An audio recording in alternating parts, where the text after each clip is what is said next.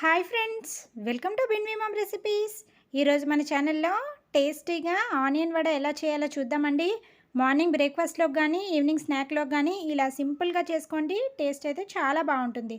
ముందుగా ఒక మిక్సింగ్ బౌల్లోకి 1 కప్పు ఉల్లిపాయ ముక్కలు, చిన్నగా కట్ చేసుకున్న పచ్చిమిర్చి, కొద్దిగా కొత్తిమీర, కాస్త కరివేపాకు, 1 స్పూన్ సాల్ట్, 1 స్పూన్ జీలకర్ర, 1 స్పూన్ అల్లం వెల్లుల్లి పేస్ట్, 1 స్పూన్ శనగపిండి, 1 స్పూన్ బియ్యపిండి వేసుకొని మిక్స్ చేసుకోవాలి.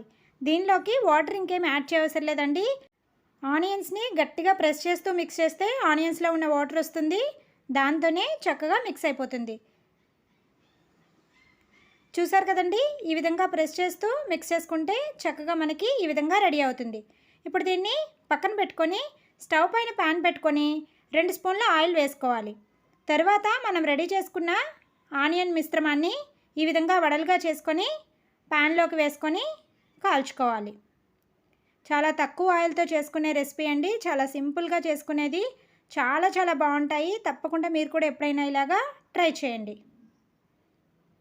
ఈ విధంగా అన్నీ వేసుకొని ఒక సైడు ఫ్రై అయిన తర్వాత రెండో సైడ్ టర్న్ చేసుకొని క్రిస్పీగా ఫ్రై చేసుకోవాలి. ఈ ఆనియన్ వడలో ఆనియన్స్ స్వీట్గా తగులుతూ అలాగే మనం వేసిన శనగపిండి బియ్యపిండి క్రిస్పీగా చాలా బాగుంటాయండి. తప్పకుండా ఎప్పుడైనా మీరు కూడా ఇలాగా ట్రై చేయండి. ఈ విధంగా మంచి కలర్లోకి ఫ్రై అయిన తర్వాత వాటిని తీసేసుకోవాలి. ఇప్పుడు అదే ప్యాన్లోకి మిగిలినవి కూడా వేసుకొని ఫ్రై చేసుకోవాలి. అదే ఆయిల్ సరిపోతుందండి. ఆయిల్ కూడా ఎక్కువగా అవసరం లేదు. చక్కగా టేస్టీగా హెల్తీగా కూడా చేసుకోవచ్చు. మీరు కూడా ఎప్పుడైనా ఇలాగా ట్రై చేయండి. ఈ ఆనియన్ వడని టొమాటో సాస్తో తీసుకుంటే చాలా బాగుంటాయండి. ఇలాంటి మరెన్నో రెసిపీస్ కోసం subscribe our channel and hit the bell icon. Thank you for watching.